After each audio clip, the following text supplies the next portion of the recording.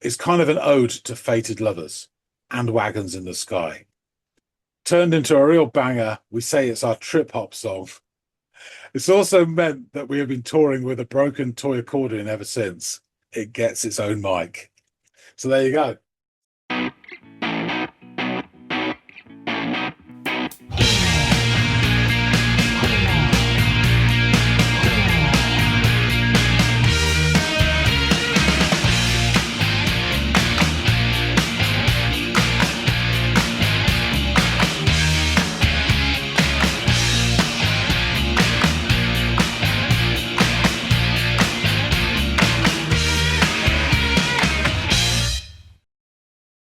Hey everybody out there, welcome back to another episode of the Audiophiles. I'm Andy, the fellow over there in burnt orange, that lovely russet color is John, and we are here to discuss some music. Particularly, it's going to be something that John offers up to me to go off and listen to, and then we're going to, chat it up afterward. John, what do you have in store for me today, my friend? So, a new band, new to me, and new to this year, really, in terms of output. They're called The New Eves. Aptly name. If it's new to you and the year and to everybody, they would be the new Eves, I would imagine. Um, okay, yeah. Well, when you say new, you mean it. It's applicable to me as well. I'm not familiar with this band at all. So the track by them, The track is called Astrolabe. Astrolabe. Okay. All right, that's an interesting name. Let me go off, give this thing a spin, and I'll come back and let you know what my experience was like.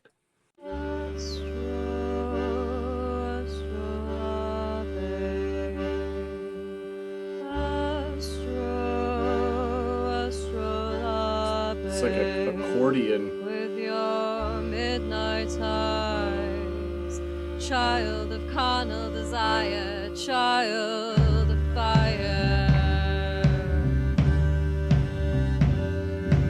Astrolabe, astrolabe.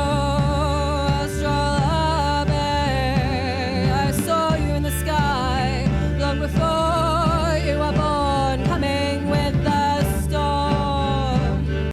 Yeah, this is really interesting so far, right? We get these semi-elongated accordion stretches, and the singer's very interesting, kind of airy voice, which lends itself to the airy nature of those aforementioned accordion notes.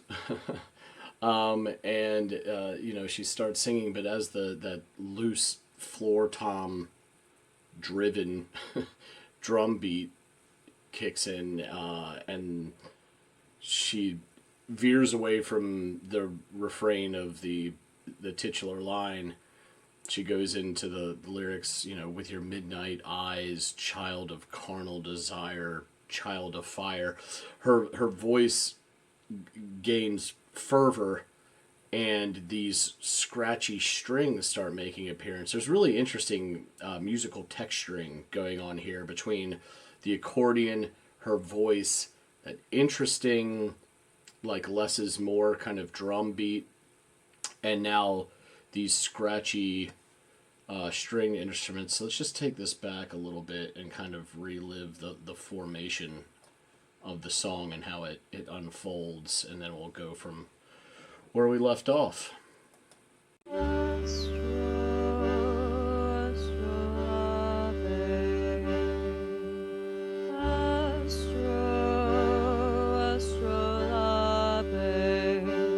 With your midnight eyes, child of carnal desire, child of fire.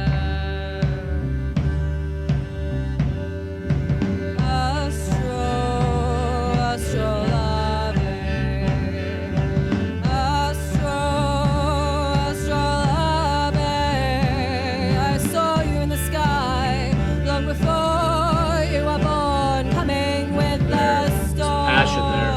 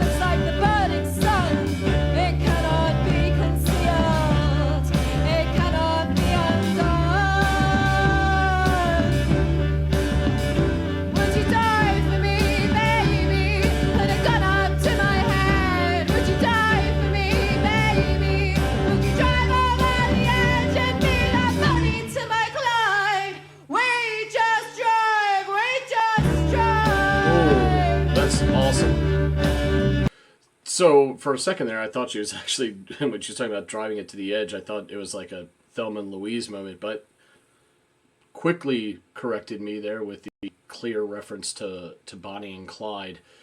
It definitely sounds like a song aimed at the object of their affection, with these different allusions here throughout, all of which I'm not catching, but there's that cutout earlier was brilliant. The harmonization that preceded it with the multiple vocals was really beautiful. Everybody working together to kind of lift the song in a moment where it kind of needed something a little bit more to bring it up. And then when I think it's the subsequent verse, that sounded like almost like it was another singer. Now I'm sure it was her, probably just less subdued, but it had like a whole nother sound to it, which was really interesting and welcome. I like how the song is unfolding. The rhythmic movements and the tempo has this primitive, almost like drum circle Native American type feel to it. It's obviously not that, but it's got that sound to it, at least in the percussions and the tempo. I can't say the same about like the accordion or the strings or anything, but it's a really interesting sound that they have. That's for sure. Yeah, let's see where it goes from here. Many are the stars I see, but in my eyes no star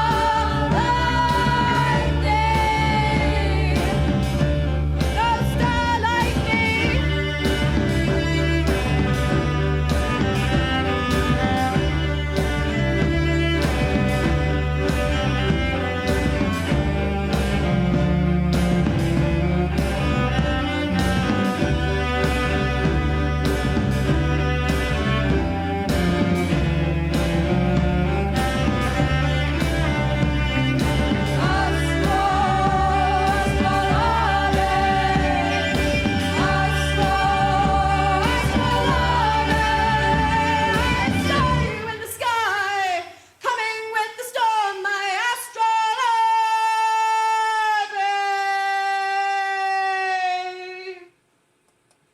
Wow. I wish that were longer. And again, they utilized another cutout there at the end. It sounded great. I love the way her voice soared on that final Astrolabe and then sort of came back down and evened out there at the very end. Yeah, this was a really interesting song. I don't know I can't pin down the exact narrative, though it does sound loosely like it's, again, aimed at someone to whom she feels, or for whom she feels love. So yeah, that's interesting sound as well, with the sort of sawed at string instrument. I don't know if that's like a cello or something like that, or if there's even multiple string instruments, though I definitely picked up a kind of lower sounding one. Yeah, interesting stuff. Really pretty voice. I love I love how it grew in passion and fervor. Her voice did, to the point where it starts off really subdued, but by the end, her voice is soaring. It sounds terrific. This was interesting. I would like to learn more about the band and the subject matter of this song for a little bit of clarity. Great lead vocals, great harmonization as well.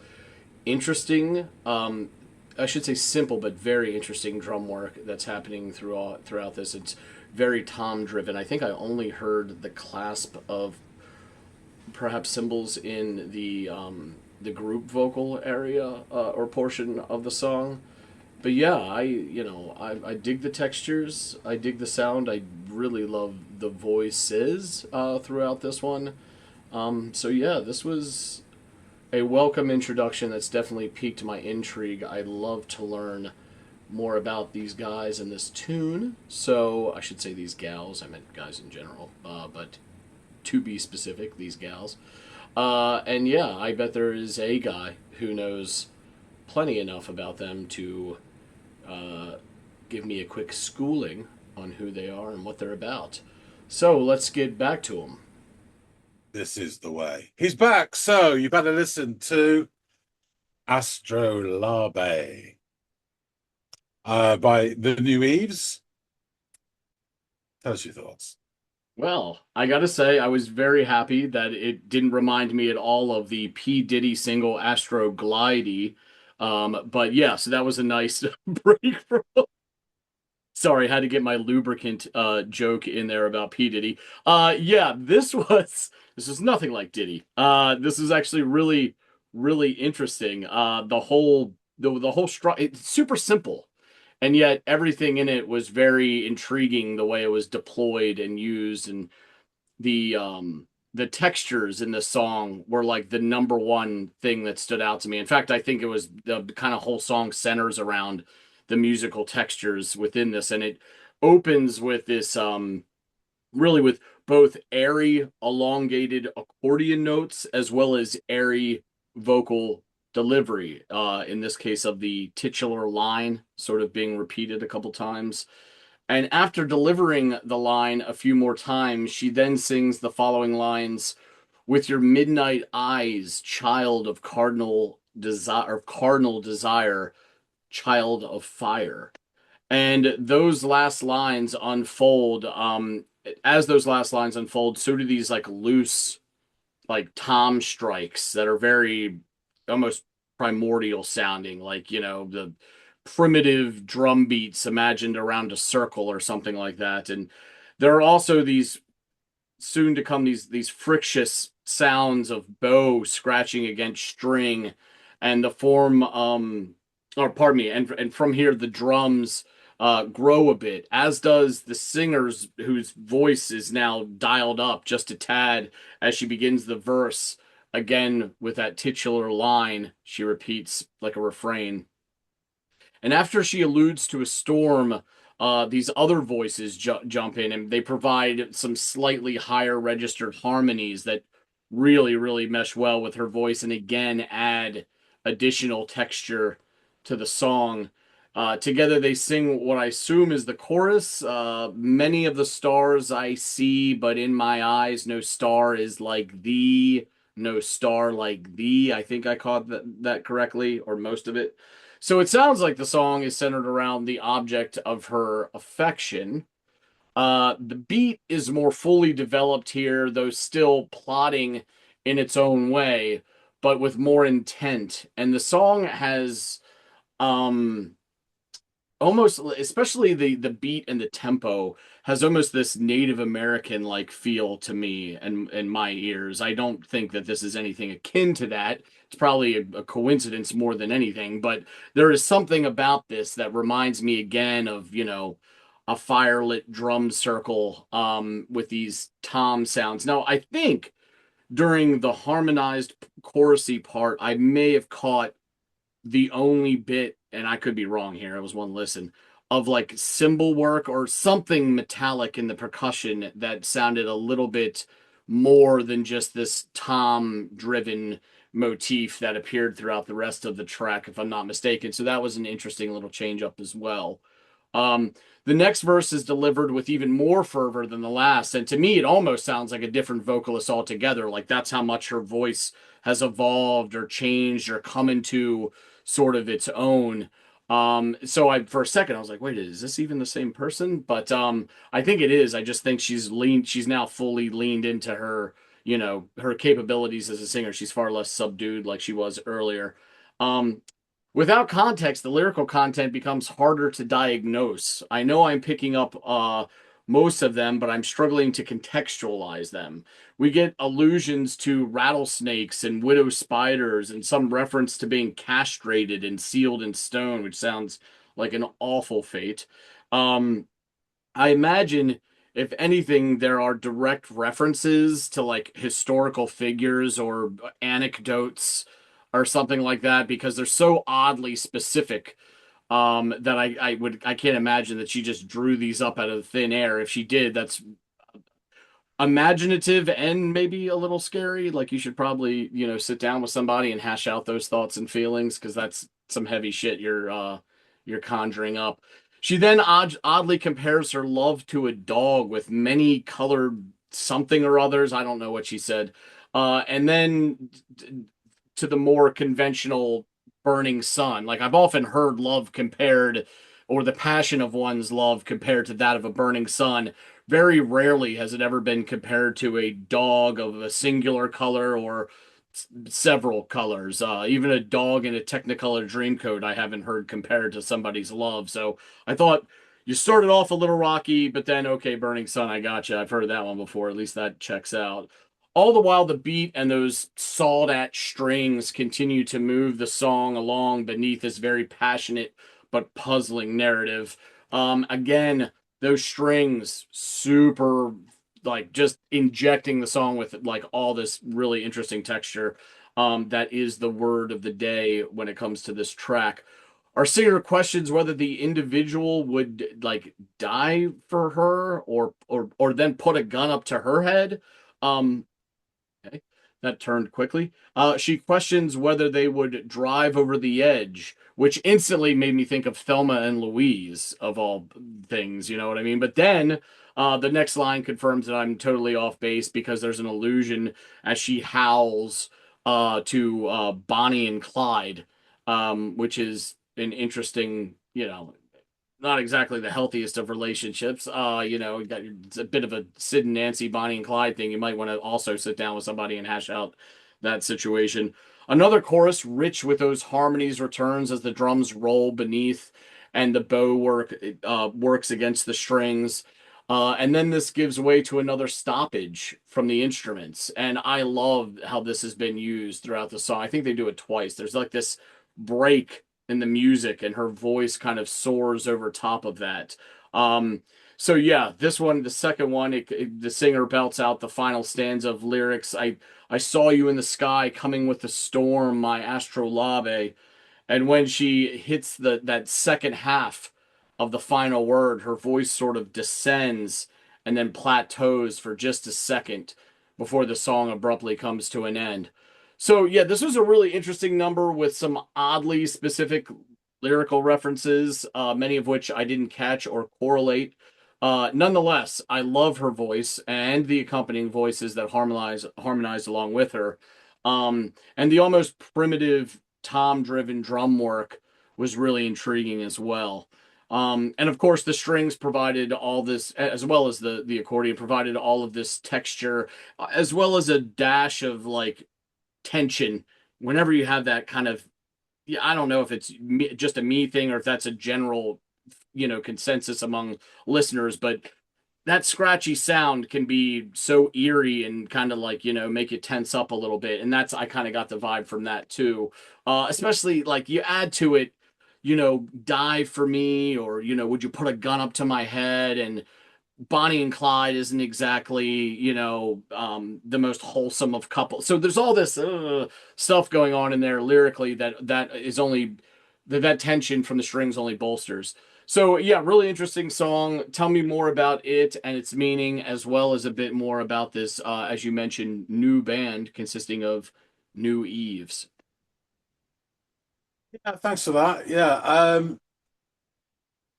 just before I forget, you're right about that tension thing. I mean, Bernard Herrmann knows a bit about that. Check out Psycho, etc. Yeah. Is a load of his film scores. Yeah, this is a really interesting band, and again, before I forget, it could easily be a second voice that you heard that change. That all four of them sing, all four of them take leads. And there's one song where they do actually change, and you can notice it. There's one voice that sounds almost European in terms of, and that gets onto another comparison with Nico, etc. But anyway, so yeah, this is super. Of all the music I've heard this year, this is my favorite album so far that I've heard of new stuff. Really, really like it. Was it that you heard this? August the 1st. It's released August the 1st, so what's that, 8 weeks? Yeah.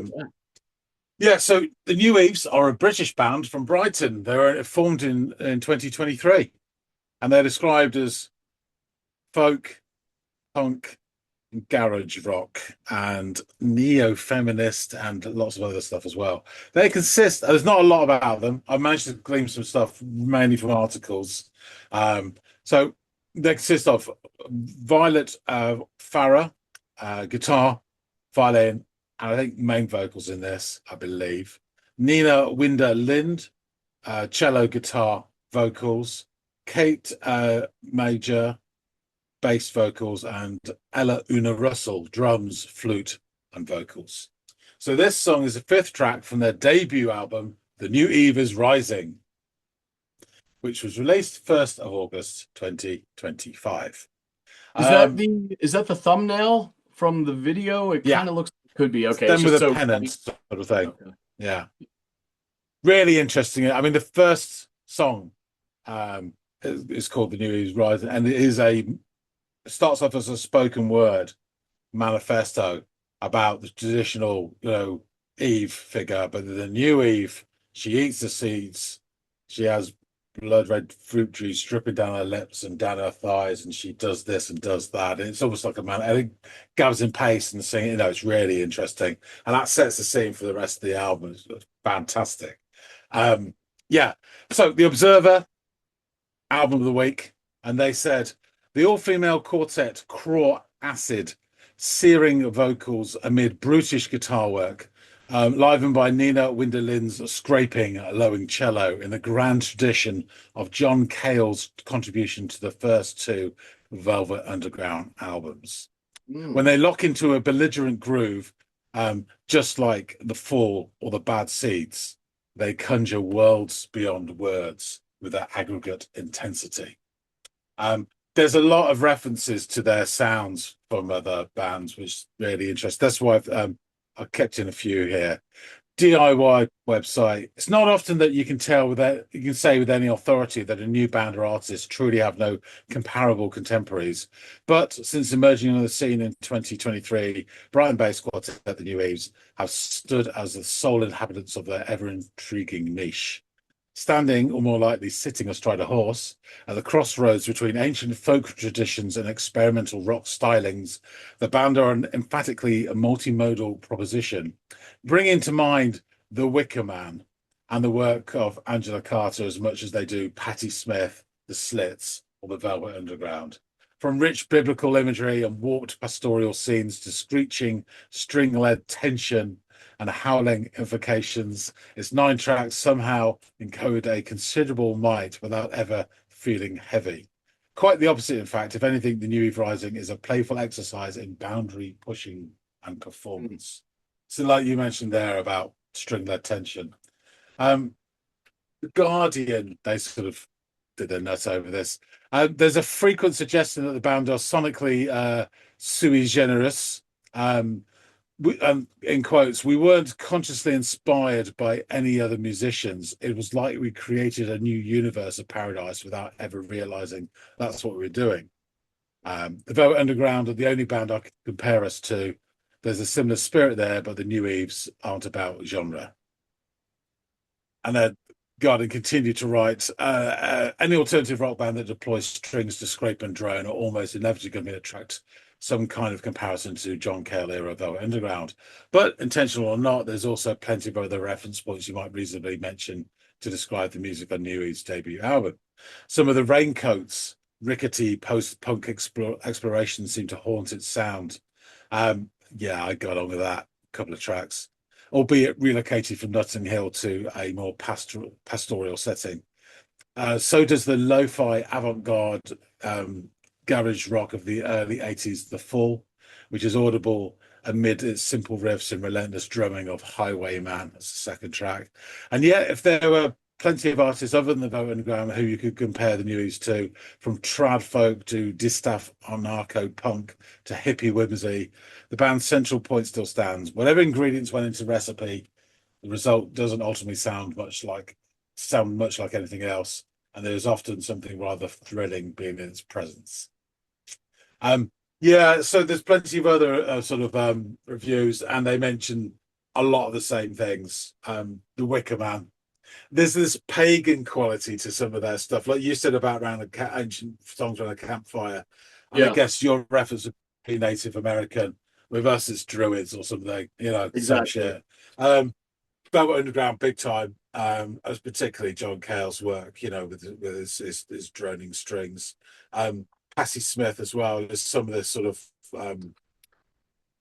proclamations that they go on, which really sounds like Patti Smith. There's some of that sort of early female punk chaos, like the Slits or the Raincoats. But these are, things we've covered on this channel. So yeah, beats per minute. They did an interview with them, and they also did track by track of the album. But so there's some interviews there, and on beats per minute they say this project has been about us redefining ourselves, and we hope anyone who's listening can be inspired by that. Says Winder Lynn. Russell adds, we're seeing how far we can go as four people by creating our own mythology. So yeah, digging down into their communal strengths and vulnerabilities, the band has conjured scenes of radical feminine ideology, atmospheric manifestations of self-made myths, and channeling them all through the rebellious rhythmic eruptions of Patti Smith. They've often described their music as hagstone rock, and with its connection to the raw elements of its surroundings as witnessed through tales of old world superstitions and historical references, the moniker feels apt. In quotes, there's a lot of mythology around a hagstone, and it's different in different places. But generally, if you look through the whole of a hagstone, you can see the truth, says Russell. We see ourselves as a rock band, but there's a lot of depth in that, and putting a hagstone in front of it felt better. It also has the word hag in it, which we really identify with. So there you go. The lyrics. Waiting for that line.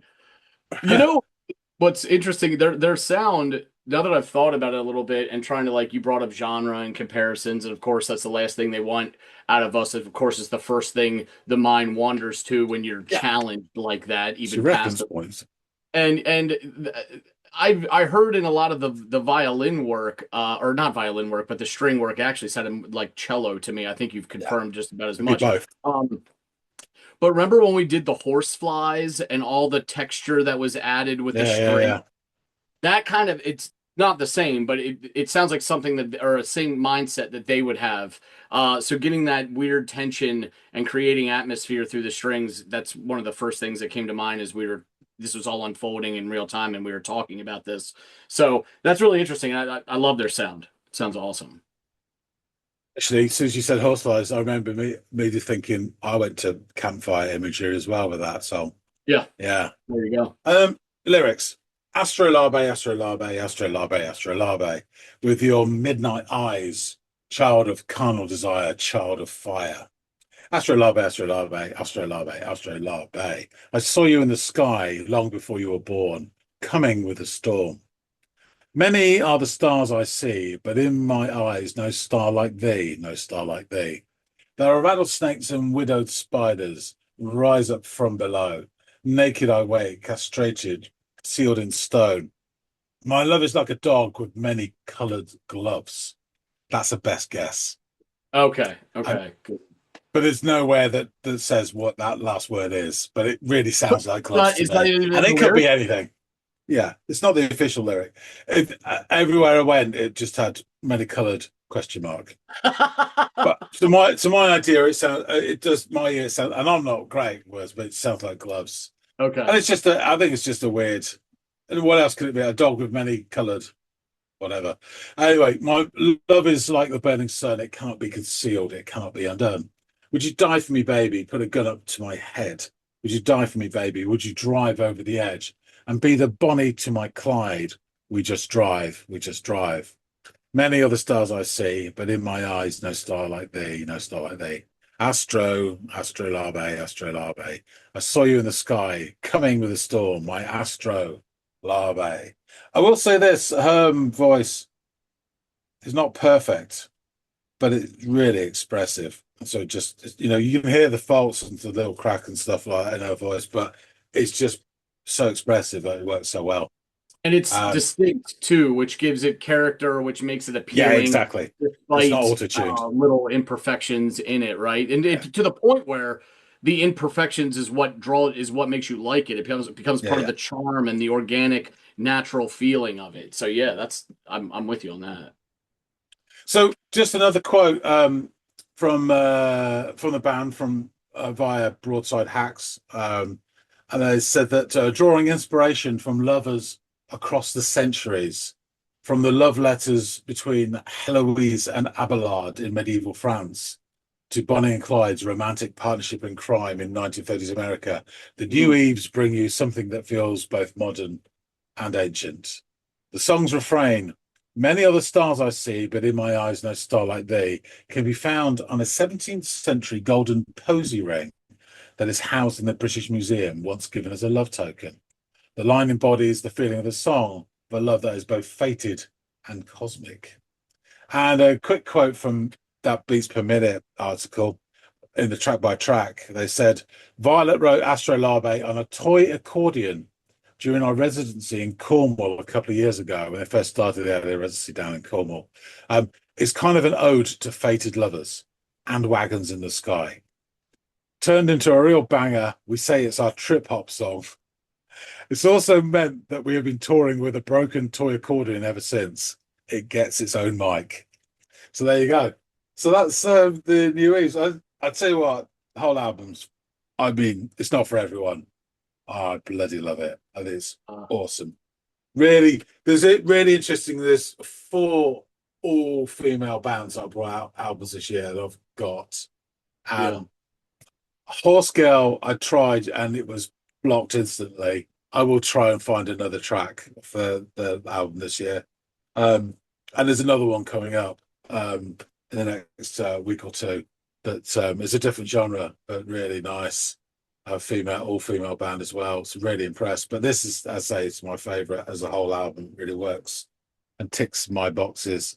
And anything that channels early Velvet Underground is just a complete winner in my book anyway. Yeah, right. Yeah, really interesting stuff. Yeah, and this is probably the most sort of cosmic of all the songs.